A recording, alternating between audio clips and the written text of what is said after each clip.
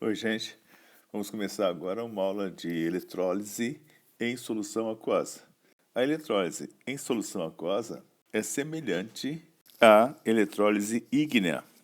Vamos considerar, então, que você tenha um sal de níquel dissolvido em água.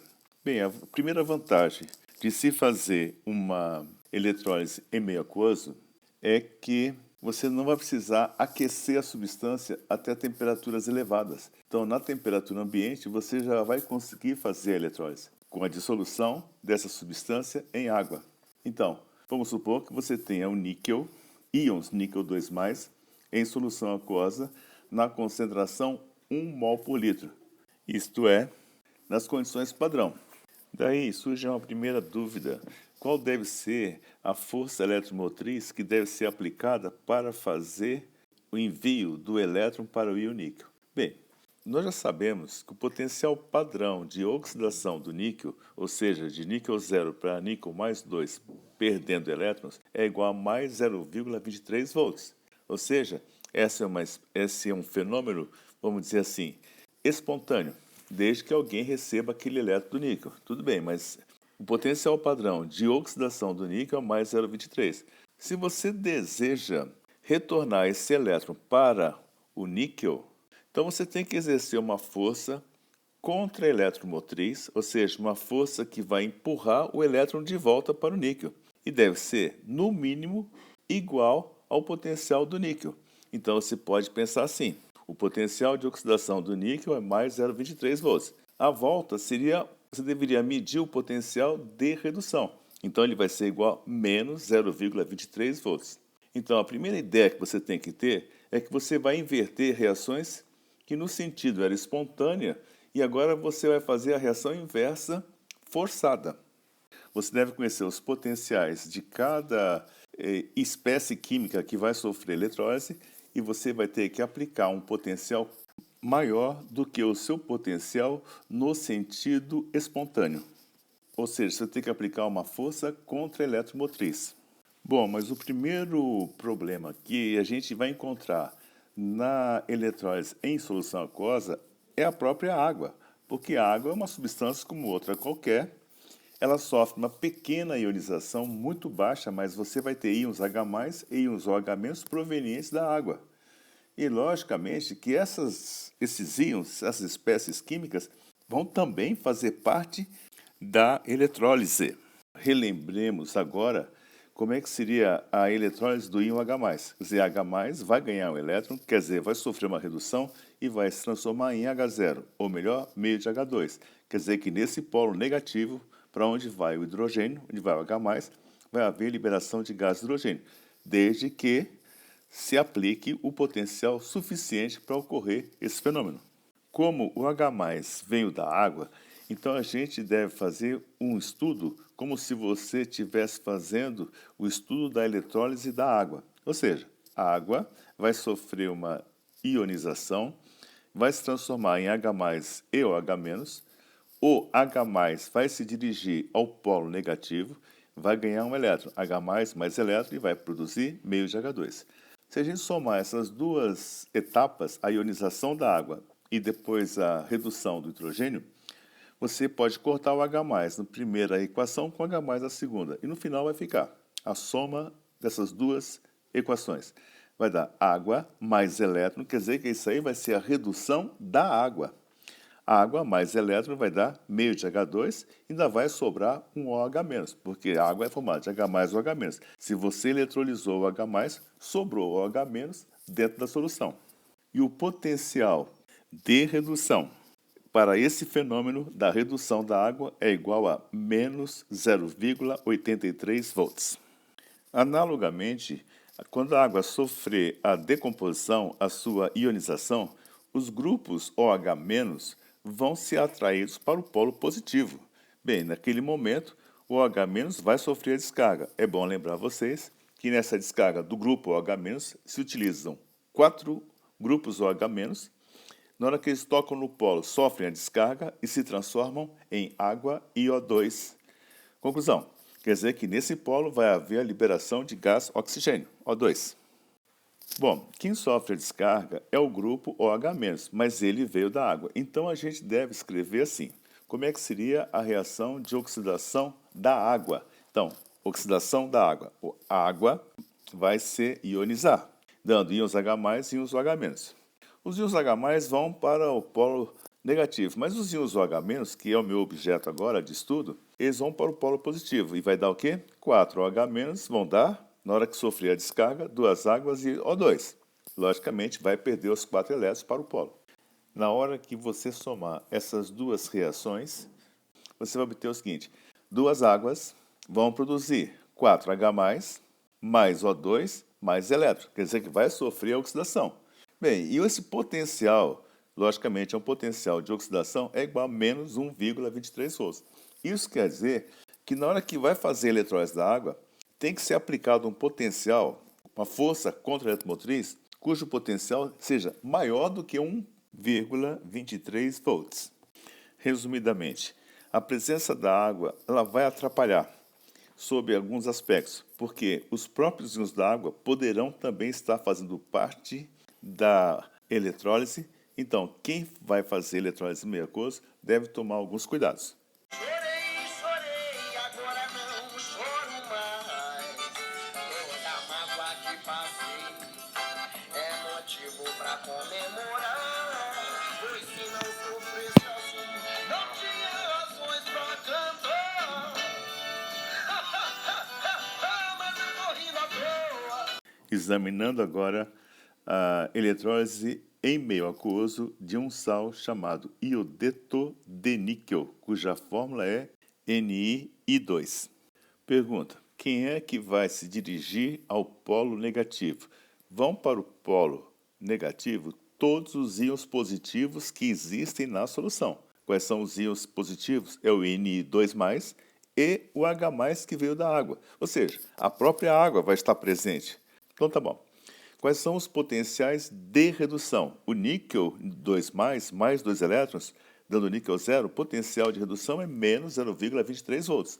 E o potencial da água, potencial de redução da água, água mais elétron, né, dando meio de H2 mais o H-, o potencial de redução é menos 0,83 volts. Bem, você está observando que o número menos 0,23 é bem maior que o número menos 0,83. Então, vai sofrer a descarga primeiro aquele que tiver o maior potencial de redução, que vai ser o níquel 2+. Para o outro polo, o polo positivo. Para o polo positivo serão atraídos os íons negativos, os ânions, além da própria água, porque a água também está presente em todo o meio e ela libera íons H+ e íons OH-. Então você também vai ter a reação de oxidação da água, a perda de elétrons da água. Na realidade, ocorre com o grupo OH-, mas a gente considera a água como uma coisa inteira. Os potenciais de oxidação, então, serão os seguintes. Para o iodeto, que vai perder elétrons, o potencial é menos 0,54 volts. E para a água, o potencial é menos 1,23 volts. Quer dizer que o potencial de oxidação do iodeto é maior do que da própria água. Então, quem é que vai sofrer a descarga primeiro? Vai sofrer a descarga primeiro o íon iodeto, aquele que tiver o maior potencial de oxidação. Agora que eu já sei quais são as espécies químicas que vão sofrer a eletrólise, então agora eu posso completar o meu estudo. Então vai ficar assim: o níquel 2+ é que vai sofrer eletrólise em vez da água. Então vai ficar níquel 2+, mais 2 elétrons, dando níquel 0. E o potencial de redução do níquel é menos 0,23 volts. No polo positivo se dirige o íon negativo, que é o iodeto. Então vai ficar 2 iodetos. Vão sofrer a descarga, vai dar I2 mais 2 elétrons. E o potencial, menos 0,54 volts. Somando essas duas semi-reações, vamos obter Ni2+, mais 2 e menos, vai dar Ni0, quer dizer que num polo vai formar níquel 0, e no outro polo vai formar I2. Então vai dar N0 mais I2, e o potencial global desse fenômeno, da eletrólise do iodeto de níquel em meio aquoso, vai ser igual a menos 0,77 volts. O que significa que eu deveria aplicar uma voltagem, uma força contra-eletromotriz de no mínimo 0,77 volts. Agora já dá para a gente começar a compreender o seguinte: Existem muitos fatores que interferem na voltagem que deve ser aplicada para ocorrer a eletrólise. É a pressão dos gases, é a concentração dos íons. Então, foi feita uma escala para você memorizar, para saber quem é que vai sofrer a descarga antes e depois. Assim parece que o tempo voa. Quanto mais triste, mais bonito soa. Eu agradeço por poder cantar. Lá, lá, ia, lá, ia, lá, ia, ia.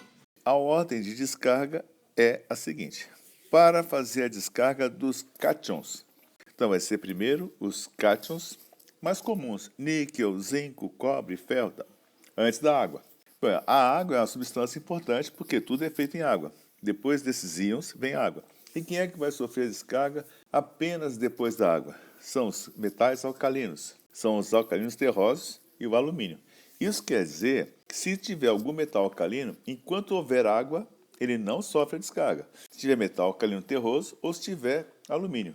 Então, esses íons não sofrem descarga elétrica enquanto estiver na presença de água. Ou seja, a eletrólise dessas espécies é sempre uma eletrólise ígnea, nunca em água.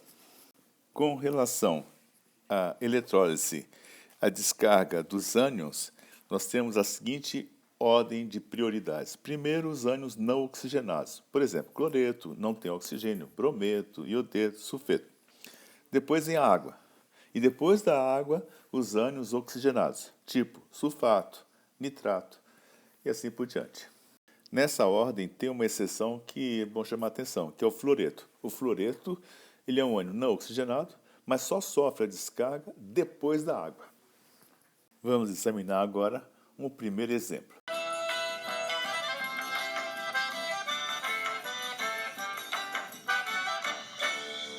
E escrevi seu nome na areia. O sangue que corre em mim sai da tua veia.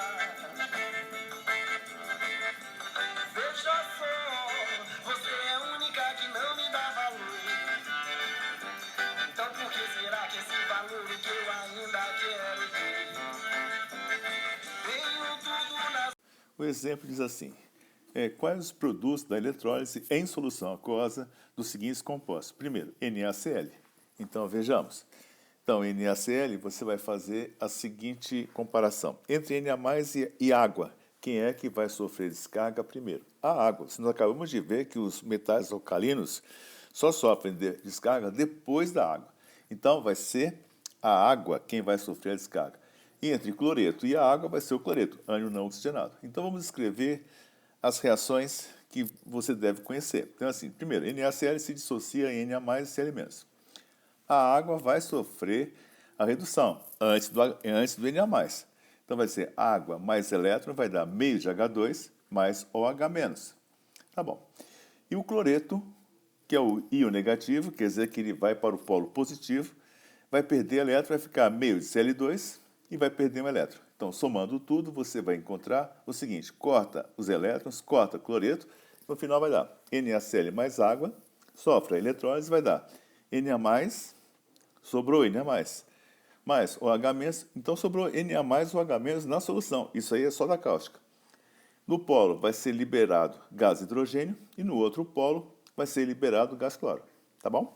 Segundo sal. O segundo sal é o sulfato ferroso, FeSO4. Primeira coisa que você vai fazer é fazer a separação do sulfato ferroso. Vai dar Fe2+, mais SO4 2-. Quem vai sofrer a eletrólise? O ferro ou a água? O ferro. Depois da água, sofrem descarga os metais alcalinos, alcalino terroso e alumínio. Depois, entre sulfato e água, quem vai sofrer a descarga vai ser água. Sulfato é um ânion oxigenado, portanto, sofre a descarga depois da água. A reação de descarga do ferro é a seguinte: ferro 2+, mais 2 elétrons vai dar ferro 0. E a descarga da água vai ser 2 águas, vai dar 4H+, mais O2, mais 4 elétrons. Somando essas três reações, a gente vai obter 2FeSO4 mais 2 águas, vai dar 4H+, mais 2SO4 2-, que vai ficar na solução, H+, e o SO4 2-. Quer dizer que vai formar ácido sulfúrico na solução que restou. no polo vai sair O2 e no outro polo vai se formar ferro zero. Sempre nessa soma de equações tem que dar uma checada no número de elétrons perdidos e o número de elétrons recebidos. Tem que ser igual. A letra C, o próximo sal é então o cloreto de zinco, ZnCl2. Vamos fazer a dissociação do ZnCl2. Vai dar Zn2+, mais 2 cloretos. Vamos fazer agora a reação de redução do zinco. Quer dizer que vai haver a descarga do zinco. Zinco 2+, mais 2 elétrons vai dar zinco zero. Essa é uma reação catódica porque houve uma redução. E o cloro? 2 cloretos vai dar Cl2 mais 2 elétrons. É uma oxidação, essa é chamada de reação anódica. Bem, vamos somar tudo? Somando, você vai obter o seguinte. Vai cortar o zinco, vai cortar os cloretos, vai dar ZnCl2, vai dar zinco zero num polo e cloro no outro. Quer dizer que, nesse caso, a água ela não participou da reação. E a letra E é a eletrólise do sulfato de sódio aquoso. Então, vejamos, vamos fazer a dissociação do sulfato de sódio. Na2SO4 vai dar 2Na+, mais 1 SO4, 2-. Tudo bem? Agora, quem é que vai sofrer a descarga? É o Na+, ou é a água? É a água, porque o sódio metal alcalino descarrega depois da água. Então, vai fazer a descarga, a redução da água. Vai ficar assim, água mais elétron vai dar meio de H2 mais o H-. Depois, quem vai sofrer a oxidação? É o sulfato ou é a água? É a água, porque o sulfato ele é um ânion oxigenado. Então, quer dizer que a água vai sofrer a descarga antes. Então, vai dar duas águas, vai dar 4H+, mais O2, mais 4 elétrons. Essa é chamada reação anódica, porque isso é uma oxidação. Então, quer dizer que o sulfato de sódio ele estava na solução, mas, na realidade, ele não vai sofrer nenhuma descarga. Então, no final, vai ser igual. Na hora que você fizer essa soma toda, vai poder cortar o sulfato de sódio antes e depois. Então, vai ficar assim. Duas águas vão dar 2H2 mais 1 O2. Quer dizer que num polo você vai obter hidrogênio, no outro polo você vai obter oxigênio. Em resumo, isso é apenas a eletrólise da água. Vamos agora para o exemplo 2. Me leve onde eu quero ir. Se quiser também pode vir. E escuta meu coração que bate no compasso da zabumba de paixão. Ei, braço do... Esse exemplo diz o seguinte: numa célula eletrolítica contendo uma solução aquosa de nitrato de prata, flui uma corrente elétrica de 5 amperes durante 9.650 segundos. Nessa experiência, quantos gramas de prata metálica são obtidos? Resolvendo. O primeiro passo que a gente vai fazer é o seguinte, é calcular a carga que atravessou o circuito, o kit, Q igual I vezes T. De quanto foi a intensidade de corrente? 5 amperes. Qual foi o tempo que durou essa experiência? 9.650 segundos. Faz essa conta. I vezes T vai ser igual a 48.250 coulombs. Agora você já sabe qual foi a carga que atravessou o circuito. Agora a gente dá o tratamento de cálculo estequiométrico. Escreve a semi-reação da prata. Ag+, mais elétron vai dar Ag0. Então, a quantidade de elétrons da reação, expressa na reação, é 1 elétron. Então, Ag+, mais 1 elétron vai dar Ag0. Então, vamos escrever a proporção. 96.500 coulombs corresponde ao mol de elétrons. Está para 108 gramas de prata, que corresponde também ao mol de prata. Então, 96.500 coulombs está para 108 gramas, assim como 48.250 coulombs está para X. X é igual a 54 gramas de prata.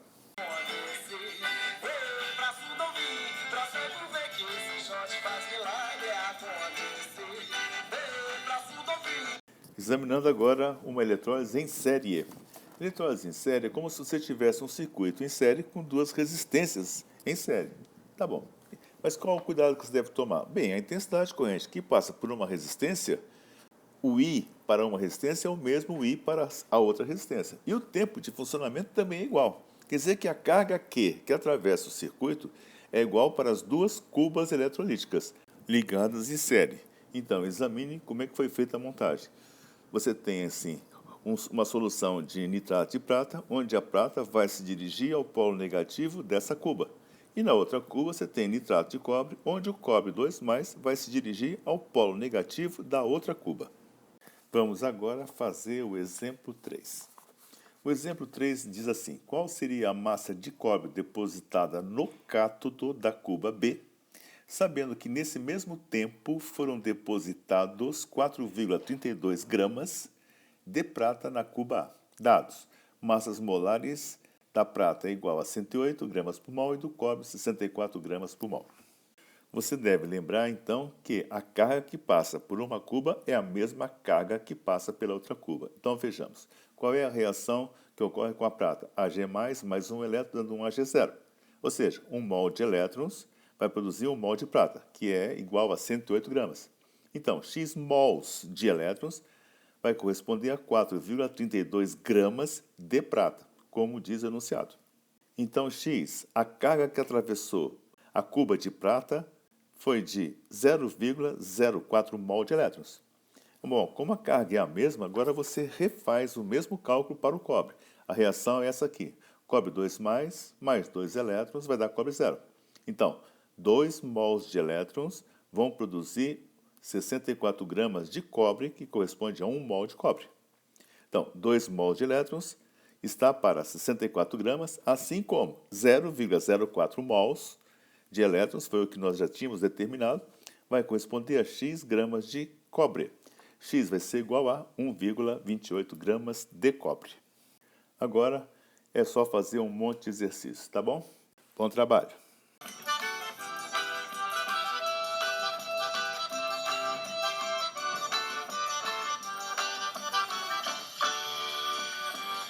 Tô numa boa, tô aqui de novo. Daqui não saio, daqui não me movo. Tenho certeza esse é o meu lugar. Tô numa boa, tô ficando esperto. Já não pergunto se isso tudo é certo. Uso esse tempo pra recomeçar.